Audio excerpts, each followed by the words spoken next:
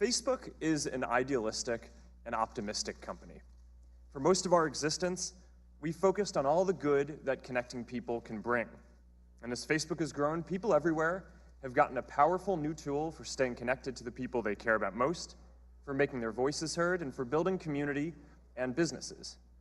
Just recently, we've seen the Me Too movement and the March for Our Lives organized at least part on Facebook.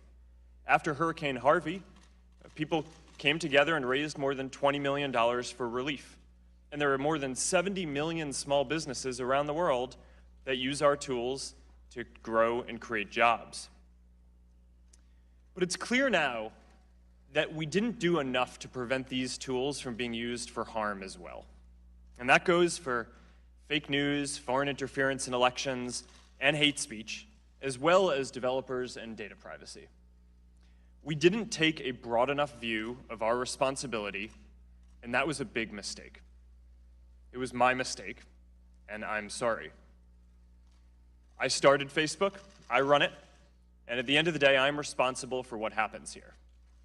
You know, you have a long history of growth and success, but you also have a long list of apologies. In 2003, it started at Harvard. I apologize for any harm done as a result of my neglect. 2006, we really messed this one up. 2007, we simply did a bad job. I apologize for it. 2010, sometimes we move too fast. 2011, I'm the first to admit that we've made a bunch of mistakes. 2017, this is in connection with the Russian manipulation of the election and the data that came from Facebook initially.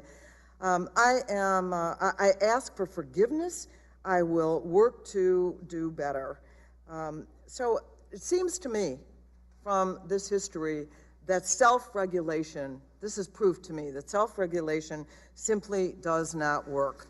I have a bill, the Secure and Protect Americans Data Act, that I hope you will take a look at. Very simple bill about setting standards for how you have to make sure that the data is protected, deadlines on when you have to release that information to the public. Certainly it ought to go to the FTC as well.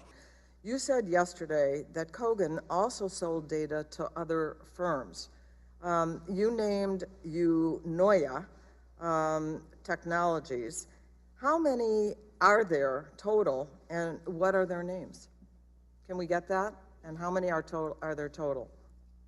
Congresswoman, we can follow up with you to make sure that you get all that information. Yeah, but order of magnitude. I don't believe it was a large number, but as we complete the audits, we will know more. What's a large number? A handful. Has Facebook tried to get those firms to delete user data and its derivatives? Yes, Congresswoman. In 2015, when we first learned about it, we immediately demanded that the app developer and the firms that he sold it to delete the data, and they all represented us that they had. It wasn't until about a month ago that new reports surfaced that suggested that they hadn't, which is what has kicked off us needing to now go do this full audit and investigation and investigate all these other apps that have come up. And were derivatives deleted? Congresswoman, we need to complete the investigation and audit before I can confirm that. You are looking at derivatives. Represented to us is that they have, but we need to now get into their systems and confirm that before I want to stand up here confidently and say what they've done.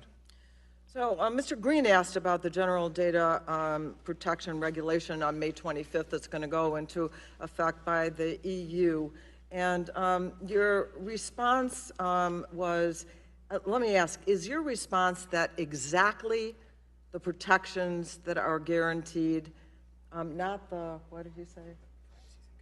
Yeah, not just the controls, but all the rights that are guaranteed under the General Data Protection regulations will be applied to Americans as well? Congresswoman, the GDPR has a bunch of different important pieces. One is around offering controls over every use of people's data. Right, that's one. That we're doing. The second is around pushing for affirmative consent and putting a control in front of people that walks people through their choices. Exactly. We're going to do that too.